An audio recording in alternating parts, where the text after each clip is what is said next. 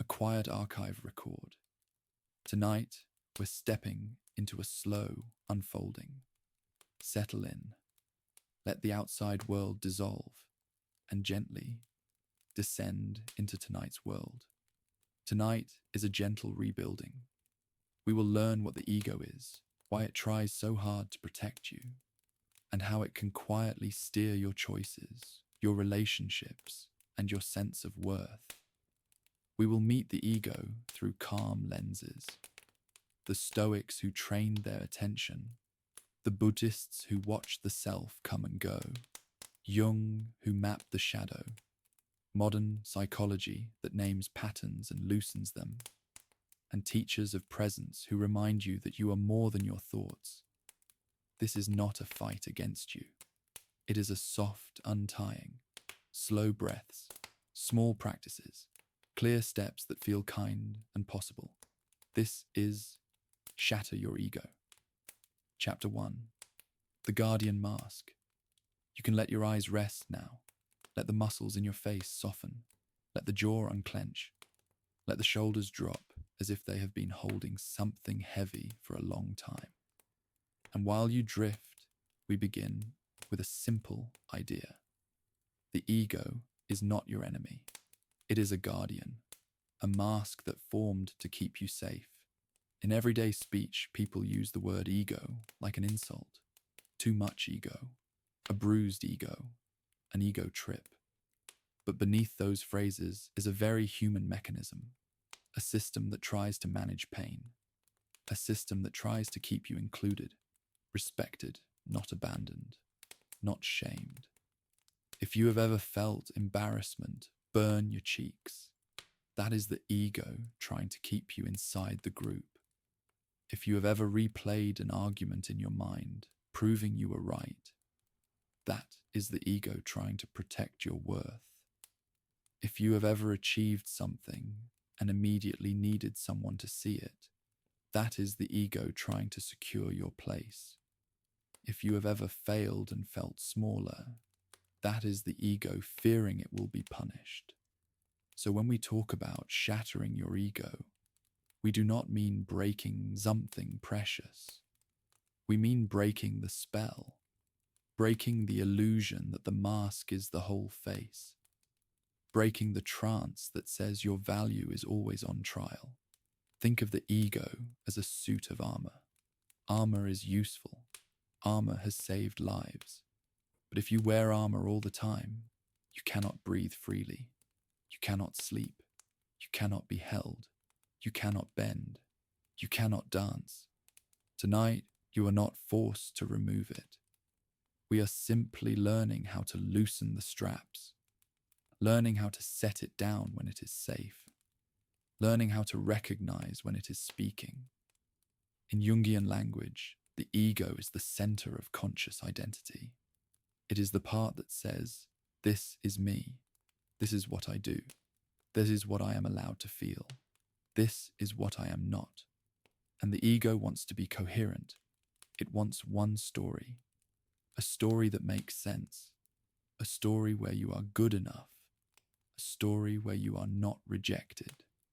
But life is bigger than a single story. You are bigger than one role. You are bigger than the identity you formed in a particular season. The Stoics noticed this. They trained themselves to separate what is in their control from what is not. Because the ego likes to claim everything. It likes to claim outcomes. It likes to claim other people. It likes to claim the weather. It likes to claim the past. The Stoics would gently correct the ego. You can control your judgment. You can control your effort. You can control your attention. You cannot control the rest. That is a kind of shattering, a clean, calm boundary, a release. Buddhist practice points to something even quieter. When you watch your mind, you see thoughts arise. They appear. They linger. They dissolve. And when you keep watching, you begin to notice that the self is not a single solid object. It is an activity, a stream, a pattern. The ego says, I am my thoughts. But mindfulness shows you, you are the one who can notice thoughts. That is a small miracle, not a dramatic spiritual moment, just a simple shift from being inside the thought to watching the thought. So we begin with a foundation. The ego is a guardian, a mask, a suit of armor, a storyteller, and it can be thanked. If you want, you can picture your ego as a character, not as a monster, as a tired protector. Maybe it looks like an old security guard. Maybe it looks like a strict teacher. Maybe it looks like a younger version of you, carrying a clipboard of rules. And in your mind, you can say something like this: "Thank you for trying. Thank you for protecting me. You can rest." You do not have to believe it perfectly. Just plant the suggestion. Just place it in the room. Now, to keep this gentle and practical, we will name 3 common ego voices, not as labels, as patterns. The first is the judge. The judge keeps score. It counts what you did right. It counts what you did wrong. It compares you to others. It whispers that you are behind. The second is the performer. The performer tries to earn love through effort. If I do more, I will be safe. If I impress them, I will be valued. If I never disappoint, I will not be abandoned. The third is the defender. The defender keeps the self-image intact. If someone criticizes you, it counterattacks. If someone wins, it diminishes them. If you feel shame, it finds someone else to blame. These voices are not evil. They are strategies. They are defenses. And you can learn to recognize them the way you recognize weather. Ah, the judge is here. Ah, the performer is here. Ah, the defender is here. When you recognize them, you are already more free, because you are not the voice. You are the one hearing the voice. In ACT, acceptance and commitment therapy, there is a term called defusion. It means stepping back from thoughts, not arguing with them, not wrestling them, just unhooking. A simple defusion phrase is this: I am having the thought that I am not good enough. I am having the thought that I must be perfect. I am having the thought that I will be rejected. Notice what happens. The thought gets a little space around it. It becomes an object, a sentence, not a verdict. That is how the ego softens, not through violence, through space. So tonight, we will keep returning to space. Space in the body, space in the breath, space in the mind. And as you drift towards sleep, I want you to hear something simple. You do not need to win your worth. You do not need to perform your value. You do not need to defend your existence. You can rest. Let the breath come in. Let it go out. And if a thought rises, you can say quietly, I see you. We continue. Before we step into comparison, we can deepen the foundation with a few gentle distinctions. One distinction. Ego is not confidence. Confidence is a calm trust in your ability to respond. Ego is a tense need to be seen a certain way. Confidence says, I can handle this. Ego says, I must not look weak. So when you are working with ego, you are not trying to become timid. You are trying to become relaxed. Another distinction. Ego is not self-respect. Self-respect is a boundary. It is a value. It is a choice. Ego is an image. Self-respect says, I will not betray myself. Ego says, I must win approval. So when you release ego, you often gain self-respect because you stop performing and you start aligning. Another distinction.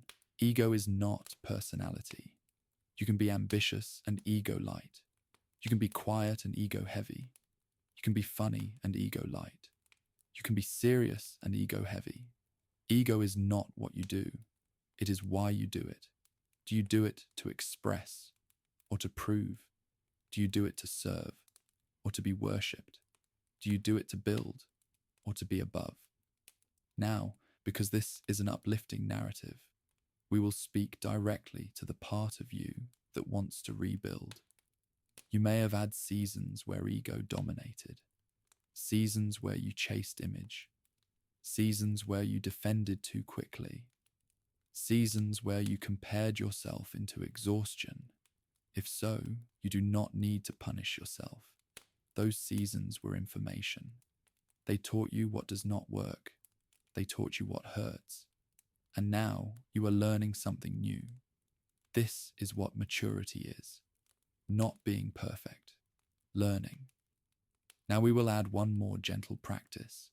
It comes from many wisdom traditions and also fits modern psychology. The practice is called the reparenting voice. When the ego becomes cruel, it often borrows a voice you heard before, a harsh parent, a critical teacher, a mocking peer. It repeats that voice, hoping it will keep you safe. But you can choose a new voice, a steady voice, a caring voice, a responsible voice, not a voice that lies, a voice that tells the truth kindly. So if the ego says, "You are pathetic," the reparenting voice says, "You are struggling, you need care."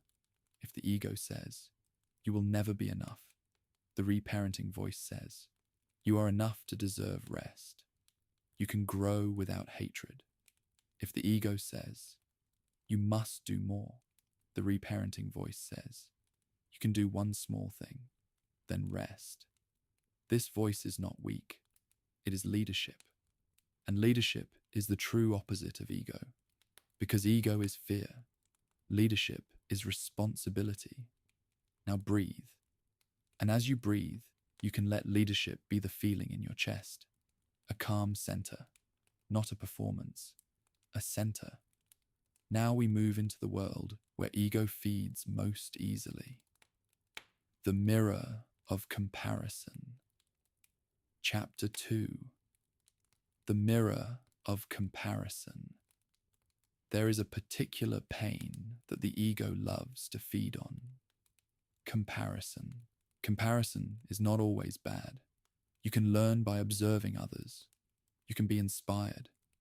You can see what is possible. But the ego does not use comparison for learning. It uses comparison for ranking. Better, worse, above, below. And because the ego is trying to keep you safe, it treats rank like survival. If I am lower, I will be excluded. If I am lower, I will be humiliated. If I am lower, I will not be loved. So it compares, constantly. It compares bodies. It compares careers. It compares relationships. It compares moods. It compares productivity. It compares popularity. It can even compare healing. It can say, other people are better at being calm than you. Other people are more spiritual than you. Other people have it figured out. And when it says that, it does not make you better. It makes you tense. This is where the Stoics offer a clean tool. They would ask, what is mine to govern? You can govern your attention. You can govern your choices. You can govern your values. You cannot govern another person's timeline. Comparison steals your time because it makes your life feel like a race you did not sign up for. So tonight, we practice stepping out of the race. Imagine a long road at night. The road is empty. No cars, no flashing lights, no signs telling you to hurry. Your life does not need to be a sprint. It can be a path. In modern psychology, there's a well-known trap called social comparison bias. When you see someone else's highlight, you compare it to your behind the scenes. You see their best photo. You compare it to your tired morning face. You see their announcement. You compare it to your uncertainty. You see their finished product. You compare it to your draft. And the ego says you are losing. But the truth is, you are comparing different things, different moments, different contexts, different histories. So here is a practical reframe. When you notice comparison, convert it to curiosity. Instead of, they're ahead of me, try, what do I admire here? Instead of, I am behind, try, what small step would move me forward? Instead of, I am not enough, try, what need is this pointing to? This is a CBT move. We identify the automatic thought. We test it. We reframe it. Automatic thought. I am behind. Test. Behind what? Whose schedule? What standard? Reframe. I am in my season. I am learning. I am building. And because this is a sleep narrative, we will keep it soft. Not like a debate, like a gentle turning of the head. Now, Jung would say that comparison often reveals projection. When you envy something, you may be seeing a part of yourself that wants to live. Envy can be information, not shame. If you envy someone's courage, it might mean you have courage in you that is tired of hiding. If you envy someone's peace, it might mean you are ready to protect your peace. If you envy someone's boundaries, it might mean you are ready to stop overgiving. So instead of punishing yourself for comparison, you can harvest it. Ask, what part of me is waking up? That is ego shattering too, because the ego wants to keep you small where you feel safe. But your deeper self wants to grow. Now we add another practice, presence. Teachers of presence often say that suffering lives in time, in the future, in the past. Comparison is time travel. It imagines a future where you are judged. It imagines a past where you made mistakes. Presence brings you back to now. So do this, gently. Feel the bed beneath you. Feel the fabric against your skin. Feel the weight of your body. This moment is not a ranking. It is a moment. The ego wants a scoreboard, but the present moment has no scoreboard. Here is a small ritual you can use tomorrow. When you catch comparison, put one hand on your chest, not dramatically, just quietly, and say, in your mind, back to me, back to my breath, back to my values. Because values are the antidote to ranking. Values are direction, not competition. In ACT, values are the compass, not the trophy. So we will name a few values that fit this episode. Honesty, courage, compassion, curiosity, service, simplicity. You do not have to pick all of them. Just notice which ones feel warm. And as you drift, let this settle. You do not need to be the best. You only need to be true. You can rest. Before we move on, we can take a deeper look at how comparison shows up in ordinary moments. Sometimes comparison is loud, a sharp thought. They are better. I am worse. But often it is quiet, a small contraction, a slight heaviness, a subtle urge to prove. It can appear when you see a friend succeed. You may feel happy for them and at the same time feel small. That combination can make you feel guilty. So let us name this clearly. You can celebrate someone and still want more for yourself. That is human. The ego turns it into a verdict. It says, if you feel small, you are failing. But you are not failing. You are noticing a need, and needs can be met. Now, a practical exercise. If comparison shows up for you tomorrow, try this 3-step sequence. Step 1. Name the domain. What are you comparing? Looks, money, skill, love, status. Step 2. Name the cost. What does this comparison do to your body? Tight chest, fast mind, tense jaw. Step 3. Name the value. What do you actually want? Health, freedom, connection, skill, peace. Then take one micro step toward that value. If the value is health, drink water, walk for 5 minutes, stretch. If the value is skill, write 1 paragraph, practice 10 minutes, open the book. If the value is connection, Send a kind message. Ask one honest question. This converts comparison into action. Action dissolves helplessness. Now, because this is a wellness and philosophy series, we can also touch on a simple philosophical insight. Much of comparison comes from mistaking external measures for inner worth. External measures are unstable. They change. They depend on other people. They depend on trends. They depend on luck. Inner worth is quieter. It is not earned. It is recognized. So when your ego pulls you into comparison, you can return to something you can feel. Your basic aliveness. You are breathing.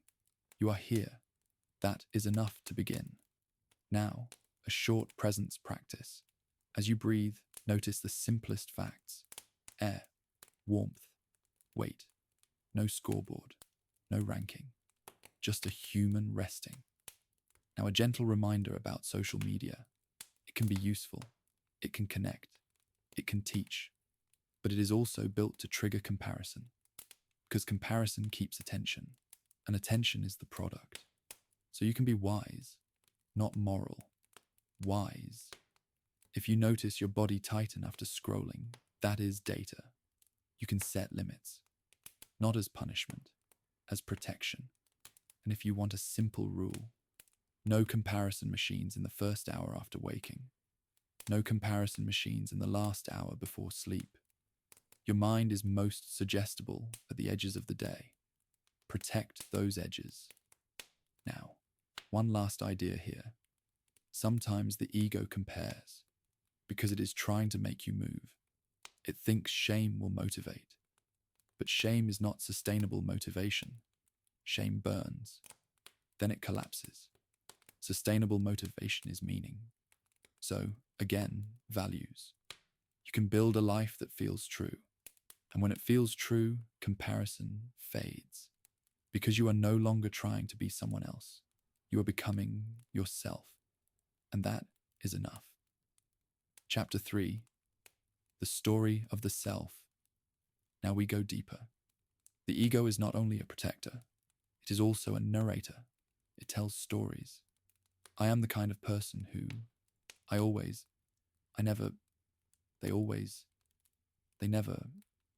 it wants certainty, because certainty feels safe, but certainty can become a prison. If your ego story is, I am the responsible one, then you may never ask for help. If your ego story is, I am the funny one, then you may hide sadness. If your ego story is, I am the strong one, then you may reject tenderness. If your ego story is, I am the smart one, then you may fear being wrong.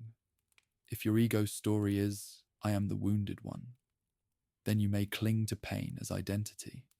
The story can protect you, but it can also limit you. This is where Jung becomes very practical. He would say that the psyche is bigger than the ego. The psyche contains many parts, many energies, many potentials. When the ego claims a single story, the rest goes into the shadow. Not because it is evil, because it was not allowed. If you were rewarded for being calm, anger may be exiled. If you were rewarded for being helpful, selfishness may be exiled. If you were punished for being loud, confidence may be exiled. Then, later in life, the shadow knocks. It shows up as sudden reactions. It shows up as resentment. It shows up as anxiety. Because what is not integrated returns. So tonight, we integrate softly, not through confrontation, through permission. We start by noticing your current ego story. Not all of it, just one sentence.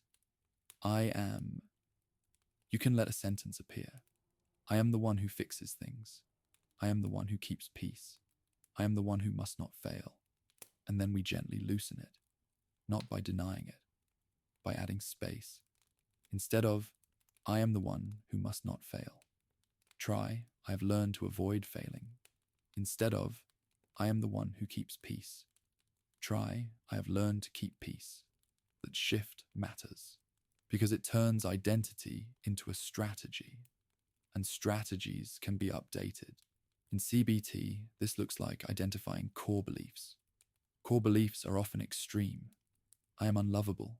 I am unsafe. I am powerless. And they often formed early, through experiences, through messages, through pain. Tonight, we do not rip them out. We just see them. And when you see them, you can respond with compassion. Here is a simple, compassionate response. Of course you believe that. You learned it. That is a powerful phrase. Of course. Of course you try to be perfect. It kept you safe once. Of course you try to be liked. Belonging is human. Of course you fear being wrong. Shame hurts. You do not need to hate the ego. You can understand it. Now, presence teachings often point to a quiet fact. Your story is not the same as your being. You can have a story about yourself and still be something deeper. You can be the sky, and the story can be weather. So we practice being the sky. Let a thought come. I should have done more. And then just watch it. Like a cloud. No argument. No panic. Just a thought. This is mindfulness. And if you need a practical way, use the ACT line.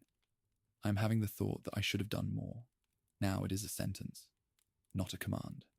Now we add another tool from Stoicism. View from above. Imagine your life as if you were looking from a distance, not to minimize it, to soften the drama. From far away, you see a human trying. You see effort. You see learning. You see mistakes. You see repair. The ego says, this moment defines me. The view from above says, this moment is one moment. So tonight, if your ego story is harsh, you can soften it. You are not a fixed statue. You are a living process.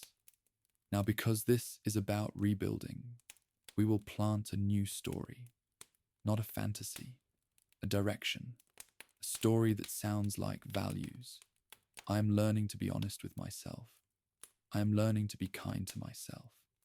I am learning to be brave in small ways. You do not need to shout it. You can whisper it. And as you drift, your nervous system listens. Now, one more concept. Ego often confuses image with substance. Image is what you look like. Substance is what you are. Image can be curated. Substance is built. So if you want to rebuild yourself, you choose substance. Substance is sleep. Substance is keeping promises to yourself. Substance is honest apology. Substance is boundaries. Substance is practice. That is not glamorous. It is real. And the ego can relax when substance is steady. So let this be steady. Tonight, you are building substance by resting. Before we move on, we can give the storyteller a healthier job. A healthy story is not a prison, it is a direction. So if you want to rebuild yourself, you can choose a story that is rooted in process. Here are a few process stories. I am the kind of person who returns. That means even if you drift, you come back. You come back to sleep. You come back to your breath. You come back to your values. Another. I am the kind of person who repairs. That means when you make mistakes, you do not hide forever. You repair. You learn. Another. I am the kind of person who practices. That means you do not demand perfection. You do repetitions. Another. I am the kind of person who tells the truth kindly. That means you do not weaponize truth. You do not drown in feelings. You name what is real with care. Now, one more ACT practice. It is called expansion. When an uncomfortable feeling appears, instead of clenching, you expand around it. You imagine making room. For example, if anxiety is in the chest, you breathe around it. You create space. This is ego shattering, because the ego believes discomfort is intolerable. But you can tolerate. you can hold. So, if you feel a knot in your body right now, you can try. Breathe in, breathe out, and imagine the breath creating a little space around the knot. Not fixing, making room. Now, if the mind tries to analyze, you can let analysis go. This is sleep time. And the deep mind learns through repetition, not analysis. So we repeat a few simple truths. I am not my thoughts. I am not my image. I am not my rank. I am awareness. I am learning. I can rest. Now we continue to the next chapter. We will look at the costs of ego, not to shame you, but to free you. Chapter 4. The hidden costs of ego. Now we gently look at the impacts, not to shame you, to free you. Ego has costs, even when it is trying to help. Cost 1. It makes feedback feel like danger.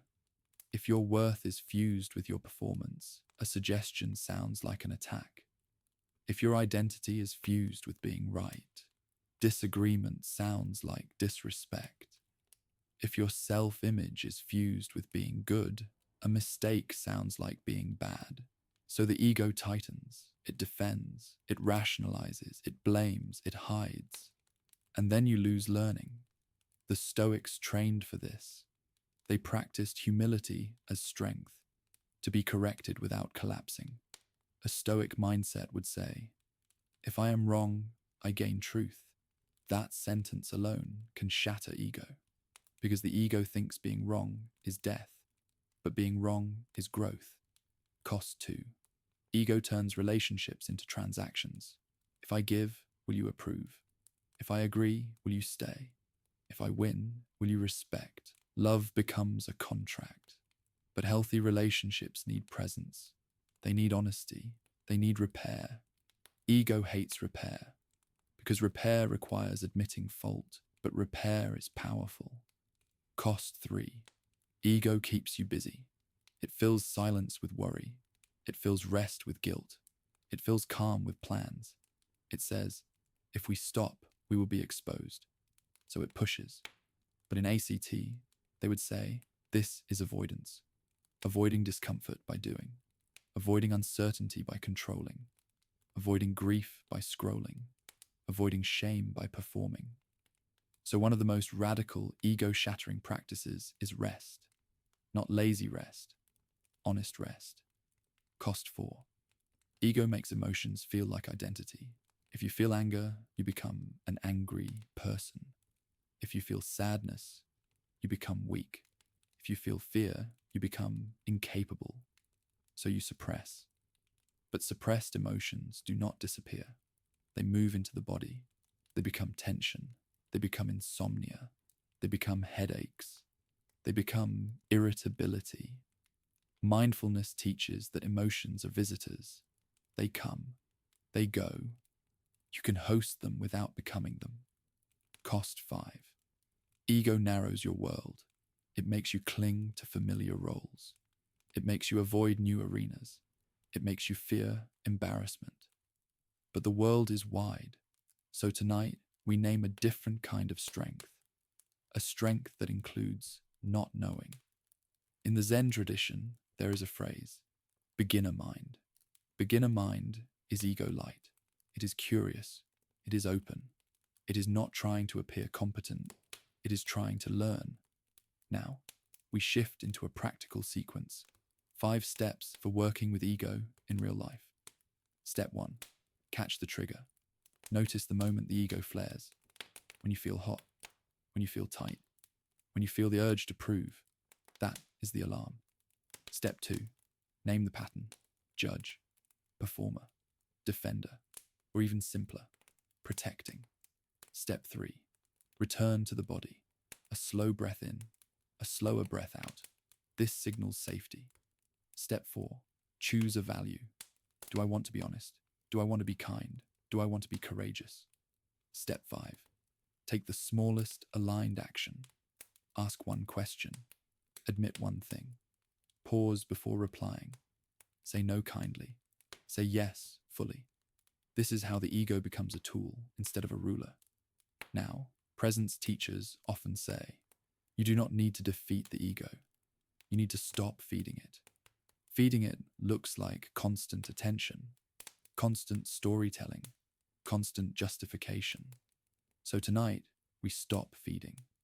We rest. As you breathe, let the day be finished. Let the internet be quiet. Let other people's opinions become distant. And if the mind reaches for an image, you can tell it. Not now. Now is for sleep. One more hidden cost deserves its own gentle light. The ego can interfere with sleep. The ego treats the bed like a courtroom. It reviews the day. It replays conversations. It writes speeches you will never deliver. It predicts disasters. And because the body is trying to rest, this feels cruel. So we offer the ego a new assignment. If you want to think at night, think in the direction of safety. You can say, "Thank you, mind. We are safe. We can think tomorrow." You can also give the mind a container, a small mental notebook. If a thought arrives, you place it in the notebook, not solving it, storing it, and you tell yourself, "I will handle this in daylight." This is practical nervous system care. Another cost, ego makes pleasure feel suspicious.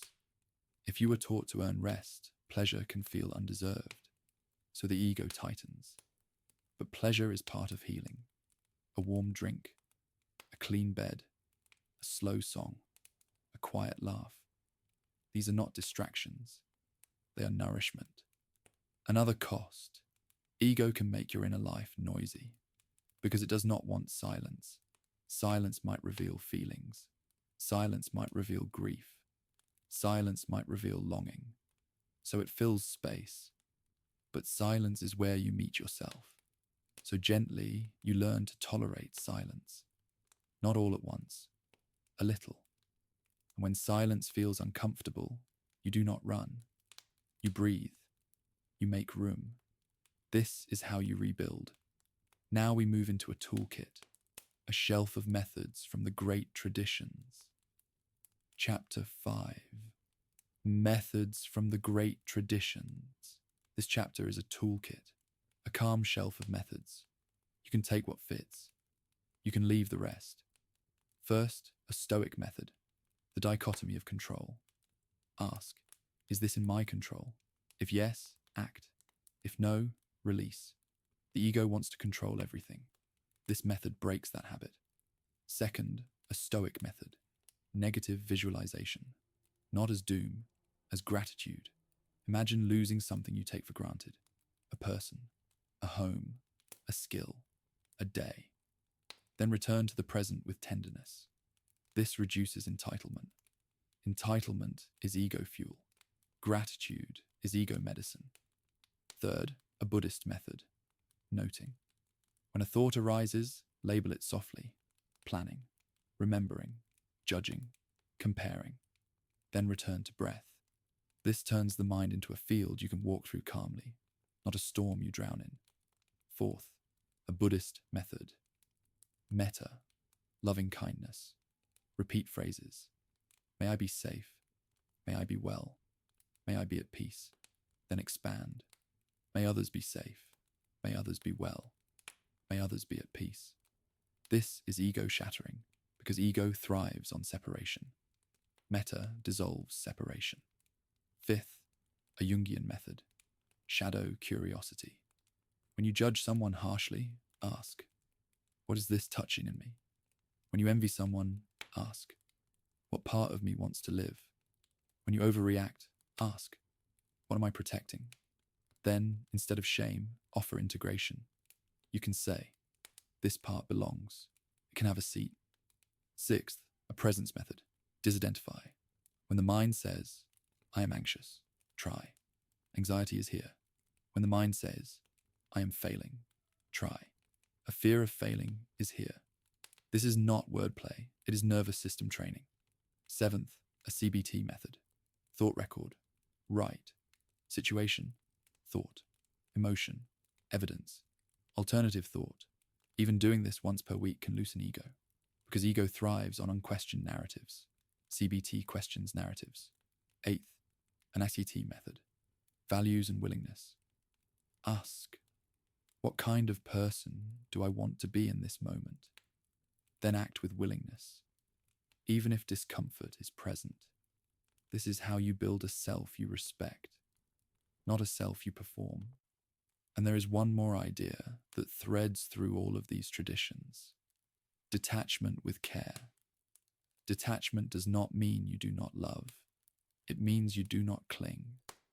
You can care deeply about outcomes and still accept uncertainty. You can love people and still release control. You can pursue goals and still allow mistakes. This is the balanced mind. The ego tends to cling. It says, if I hold tighter, I will be safe.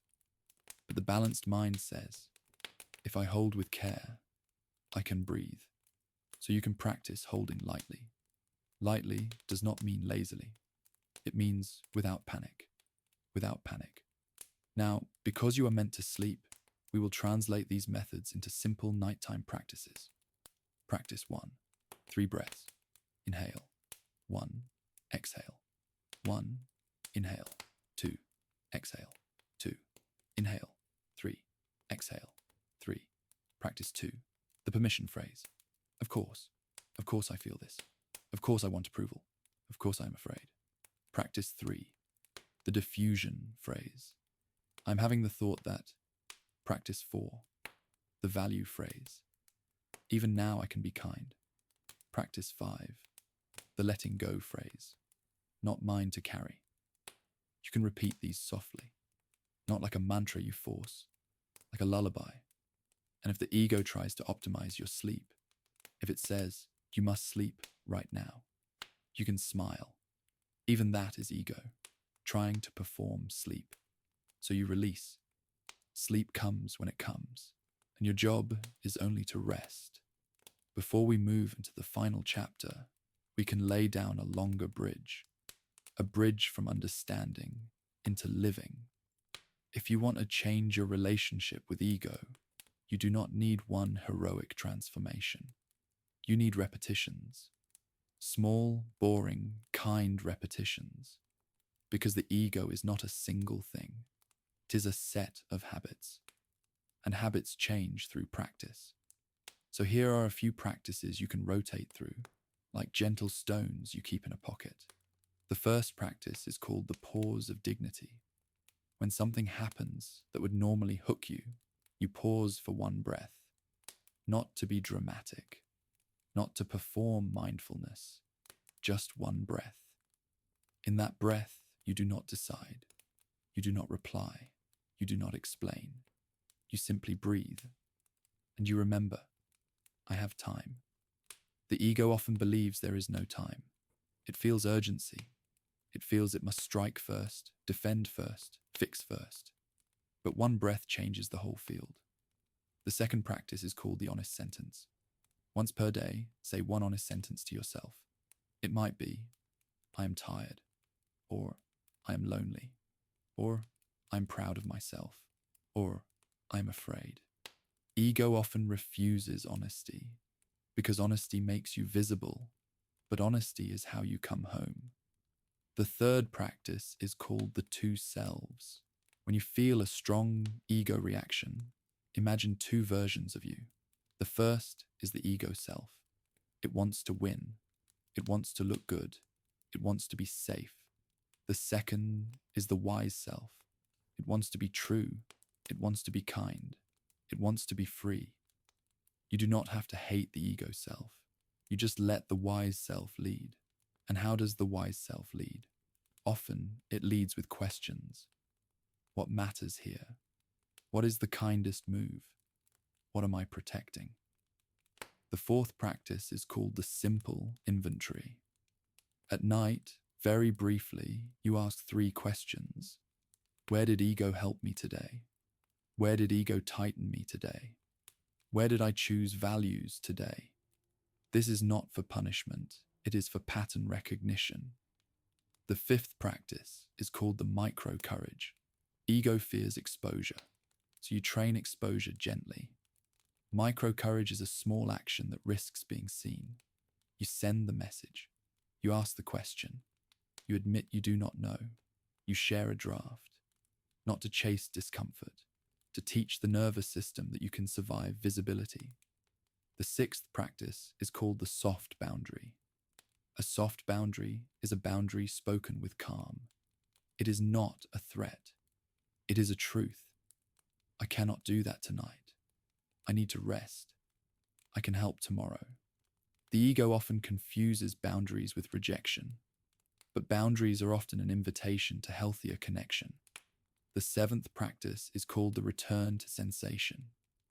Ego lives in story. Sensation brings you back to earth. If you feel overwhelmed, name 5 sensations: warm, cool, heavy, light, tight, loose. It does not matter which ones. Just 5. This slows the mind. The 8th practice is called the kindness correction. When you catch self-attack, you correct it the way you would correct a child. Not with rage, with firmness. Not that. Try again. A kinder sentence. This practice matters because ego often uses cruelty as motivation. But cruelty creates fear, and fear creates more ego. So kindness is not softness, it is strategy. Now we add something specifically from ACT, willingness. Willingness means you are willing to feel discomfort in service of what matters. Ego says, avoid discomfort, hide, defend. Willingness says, I can feel this and still choose my value. This is the bridge between insight and change. Now we add something from Jung, integration. Integration means you allow more of yourself to belong, not the part you display, the part you hide. Often, the ego hides the part that is tender, or the part that is ambitious, or the part that is angry.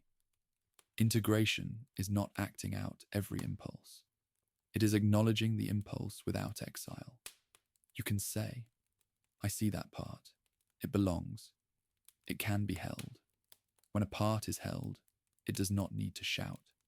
Now, because your series is wellness and philosophy, we can also pull a simple lesson from many spiritual traditions. Service. Ego is obsessed with self. Service loosens self. Service can be small, a kind message, a patient moment, a quiet gesture, not to become a saint, to remember that you are connected.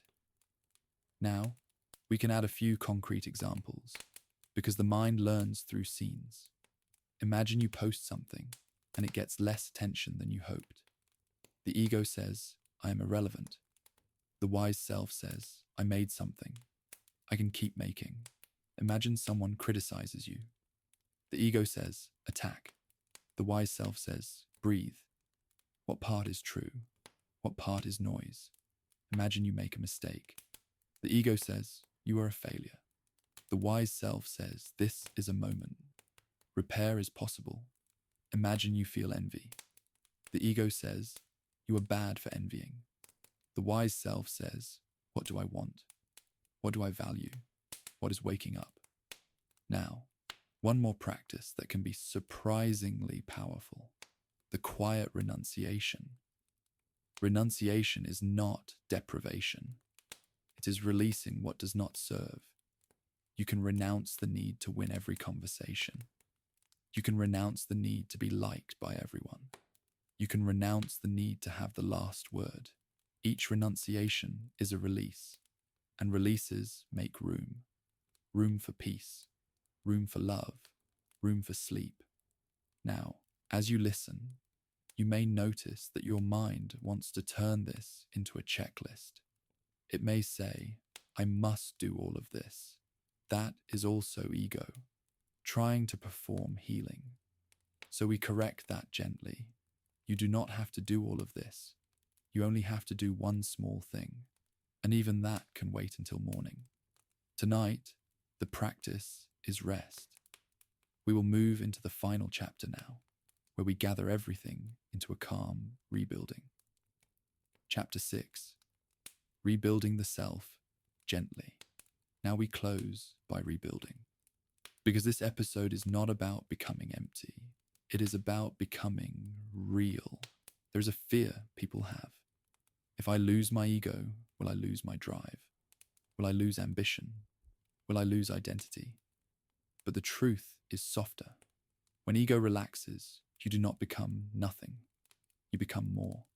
You become less reactive, more responsive, less defensive, more curious, less trapped in image, more grounded in substance. You still have goals, but the goals serve life, not ego. You still have standards, but the standards are kind, not cruel. You still have a story, but the story is flexible, not a cage. So how do you rebuild? First, you rebuild your attention. Attention is the currency of your life. Where it goes, your life goes. So you choose attention deliberately, a little each day. One small practice. Morning, before your phone, before the world. 1 minute of breath, just 1 minute. This is not spiritual performance, it is training. Second, you rebuild your language. The ego speaks in absolutes. Always, never, everyone, no one. So you soften your language. Sometimes, often, in this moment, in this season. That language creates space. Third, you rebuild your boundaries. Ego can make you overgive to earn love, or undergive to avoid vulnerability. Boundaries are not walls, they are doors. A healthy door can open and close. So you practice one boundary, one honest no, one honest yes. Fourth, you rebuild your relationship with failure. Failure is not identity. Failure is feedback. You can practice a Stoic sentence. If I am wrong, I gain truth.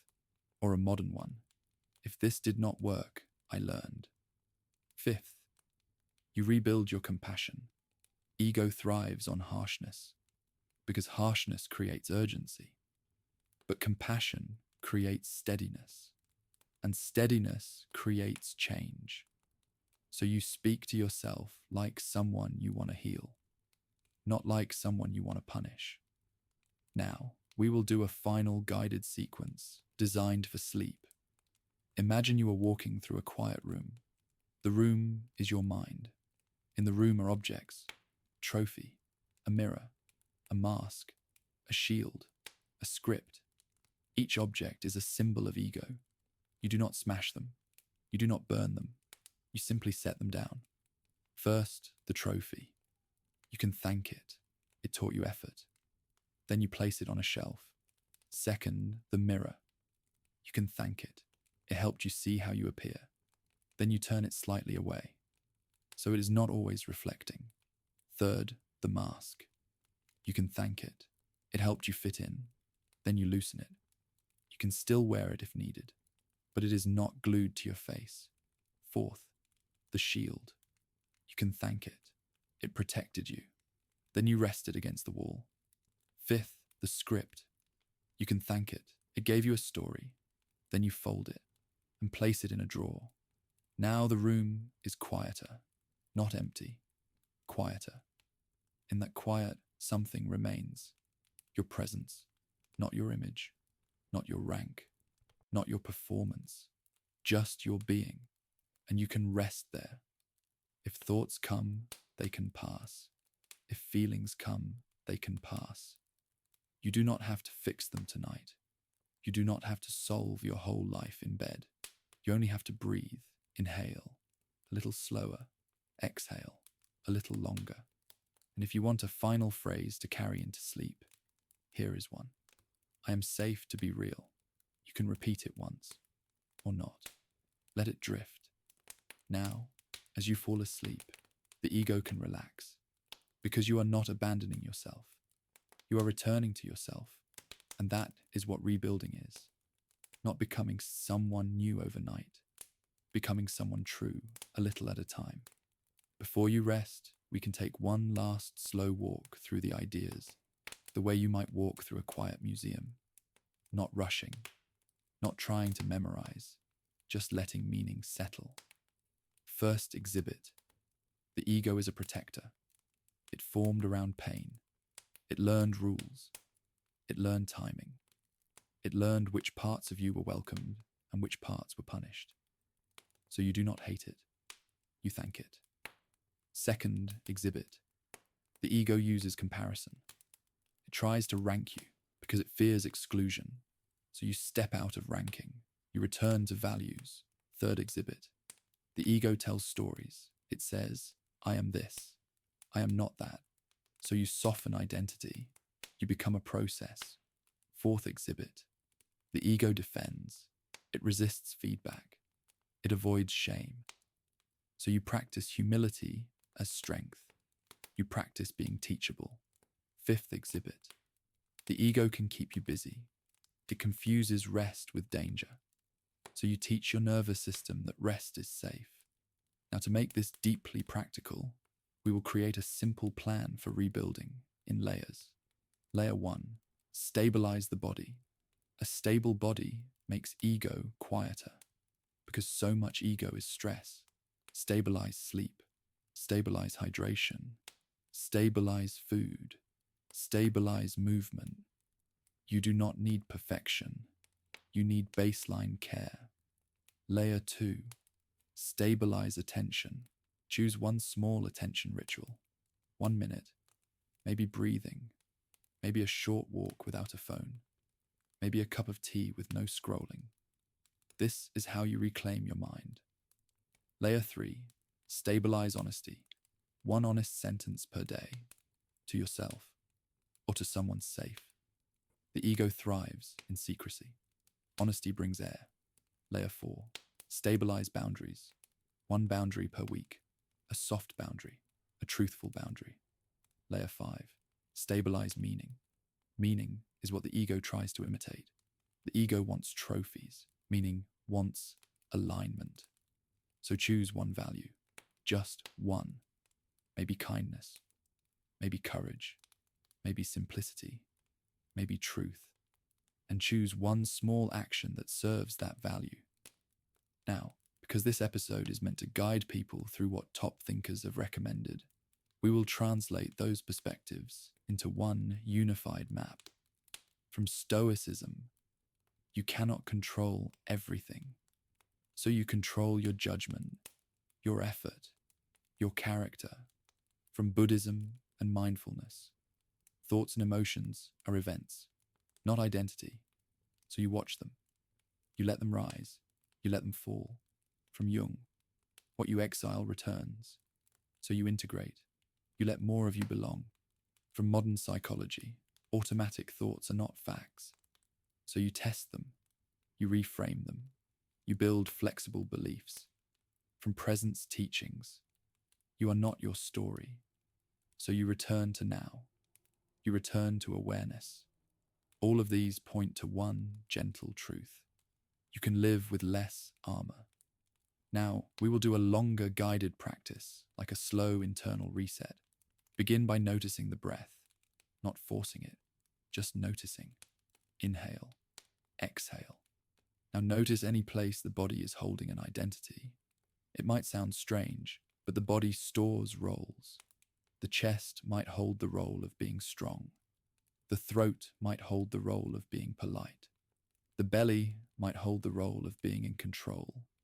Just notice.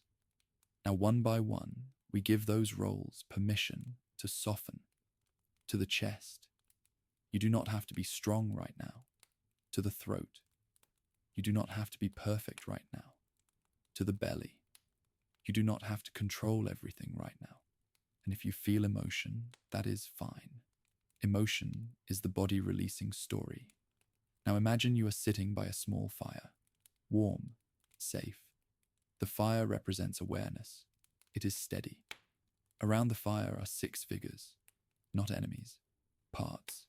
The judge, the performer, the defender, the avoider, the pleaser, the perfectionist. You do not have to banish them. You invite them to sit, and you speak with calm authority. You can say, "Thank you for your work." You can rest. We will not abandon you. We will not shame you. We will lead with values now. Now, imagine each part handing you a small object. The judge hands you a ruler. The performer hands you a spotlight. The defender hands you a shield. The avoider hands you a blanket. The pleaser hands you a bouquet. The perfectionist hands you a checklist. Each object is useful sometimes, but none of them should be your master. So you place them beside the fire, not thrown, placed, and you keep only one thing in your hands: your breath. Inhale, exhale. Now, imagine a sentence written in the air above the fire, not a command, a reminder. I can be real. And then another sentence. I can be kind. And another. I can learn. And another. I can rest. Now, we will anchor this with a few real-world examples, because sleep does not erase life. You will wake up tomorrow and meet people. You will meet tasks. You will meet friction. So here is the calm script. When you feel the urge to prove, pause. One breath. Then ask, what am I protecting? When you feel the urge to hide, pause. One breath. Then ask, what value would I choose if I were not afraid? When you feel shame, pause. One breath. Then say, of course I feel this. When you feel anger, pause. One breath. Then say, anger is here. When you feel envy, pause. One breath. Then ask, what is this pointing to? These scripts are small, but small scripts change outcomes. Now we will do one more thing. We will create a future memory. Imagine yourself 1 week from now, not perfect, just slightly lighter. You wake up, you breathe. You do not grab your phone immediately. You speak to yourself gently. You do one small value action. You have a conversation and you do not need to win it. You receive feedback and you do not collapse. You make a mistake and you repair. You rest at night and you do not feel guilty. This is not fantasy. This is a path. Now imagine yourself 1 month from now. The ego still exists, but it is quieter. It is not steering every moment. You have more space. You laugh more easily. You feel more honest. You feel more present. You feel more rebuilt. Now, imagine yourself 1 year from now. Your life is not perfect, but it is yours. And you are not living for applause. You are living for truth. Now, let those images fade. No pressure, just a gentle direction. And now, finally, you can rest. Rest now. And if you are still awake, we can stay a little longer in this gentle rebuilding, not as a task, as a soft closing ceremony. Imagine, again, the room of your mind. But now, the room has a window. Outside the window is night, calm, wide, patient. The ego often feels like it lives under bright lights, like it must always perform, like it must always be seen. But in the dark, you are allowed to be simple. So we will practice a kind of inner dimming. First, release the need to be impressive. You can whisper, I do not need to impress anyone to rest. Then release the need to be correct. I do not need to be right to be safe. Then release the need to be ahead. I do not need to be ahead to be enough. Then release the need to be understood perfectly. I can be misunderstood and still be real. The ego hates these sentences because the ego believes safety depends on control. But your deeper self knows a quieter truth. Safety is also created by steadiness, by breath, by basic care. Now we add a practice that many traditions share, though they name it differently. Return to the witness. The witness is the part of you that notices, the part that can say, I am aware. Awareness is already free. It is not trying to win. It is not trying to lose. It is just here. So notice awareness now, not as an idea, as a feeling. You can notice that you are aware of this voice, aware of the bed, aware of the breath. You do not have to strain. Awareness is already present, and from that place, you can see the ego as a movement, a habit, a reflex, not as the core.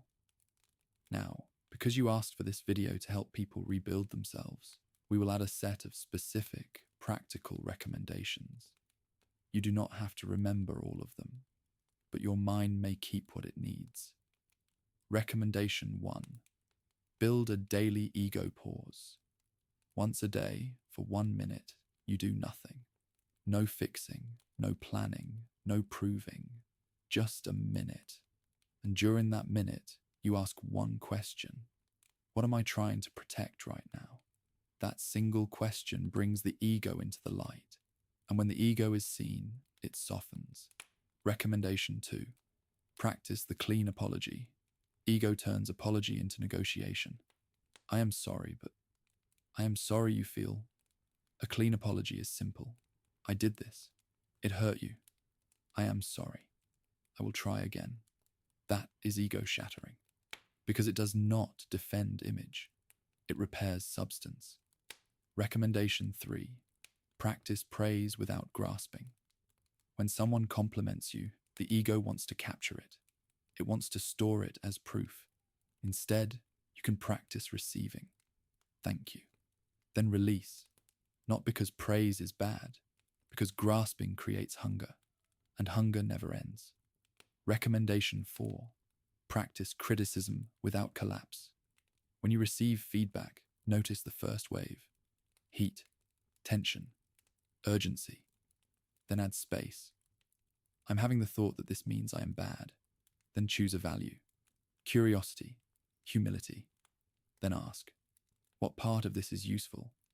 Even if only 5% is useful, that 5% is growth. Recommendation 5. Practice invisible good deeds. Do something kind that no one sees. The ego wants witnesses. Invisible kindness trains the heart to act without applause. Recommendation 6. Practice identity flexibility. Once a week, do something that is not your role. If you are always the caretaker, let someone care for you. If you are always the leader, let someone else lead. If you are always the quiet one, speak one honest sentence. This is not about being different for performance. It is about reminding the psyche that you are not one mask. Recommendation 7. Practice the beginner question. Ask, what would I do if I were not trying to look smart? Often, the answer is simpler. You would ask for help. You would admit confusion. You would try. Recommendation 8. Practice the body anchor. When the ego flares, come down into the body. Feel your feet. Feel your hands. Feel your breath. This is not mystical. It is biological. The body is where you return to reality. Recommendation 9. Practice values over image. At the end of the day, do not ask, did I look good today? Ask, did I act like the person I want to be? This is the quiet Stoic audit. Not in shame, in clarity. Recommendation 10. Practice presence before sleep. The last minutes of your day teach your nervous system what life is. So give yourself a soft ending, a dim room, a slow breath, a phrase. Not mine to carry. Now, we will add a guided visualization that draws from these ideas. Imagine you are standing by a gentle river at night. The water moves slowly, quiet, steady. In your hands, you hold small stones. Each stone is a role, a label, a worry. One stone says, I must be perfect. Another says, I must be liked. Another says, I must be right. Another says, I must be ahead. You do not throw them in anger. You simply open your hand. One by one, the stones drop into the river. They do not splash loudly. They make a small sound, and then they sink. The river carries them away. Not because you are careless, because you are done carrying what was never meant to be carried forever.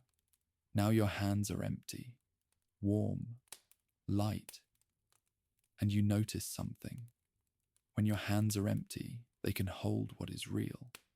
They can hold rest. They can hold a friend. They can hold your own heart. Now, if the mind tries to rebuild the stones, you can smile. That is the habit. You do not need to fight it. You can just keep opening the hand. Open, release, open, release. And as you do, the ego becomes less like armor, more like clothing, something you can wear when needed, something you can remove when you sleep. Now we end with a final set of phrases. They are gentle. They are not demands. You can take them or let them pass. I can be imperfect and still be worthy. I can be wrong and still be safe. I can be quiet and still be strong. I can be ordinary and still be precious. I can be unseen and still be real. I can rest without earning it. Let these phrases drift like embers in a fireplace, small points of light, soft, slow. And now you do not need to do anything else. No more effort, no more proving, just rest. And if the mind reaches for one last question, it might be this. If I let go of ego, what guides me? Let the answer be simple. What guides you is what has always guided the best parts of you. Love, curiosity, courage, service, truth. And you do not have to hold all of those at once. You can hold one. Sometimes the value is honesty, to admit what you feel. Sometimes the value is kindness, to soften toward yourself. Sometimes the value is courage, to take one small step. Sometimes the value is patience, to allow time. Sometimes the value is simplicity, to stop adding weight. The ego often tries to be guided by fear, fear of being judged, fear of being rejected, fear of being ordinary. But values guide you by meaning. Meaning is steadier than fear. So if you wake tomorrow and the ego returns, do not panic. It will return sometimes. You will simply practice. One breath, one pause, one value, one small action. And then, at night, you will return again. To the bed, to the breath, to rest.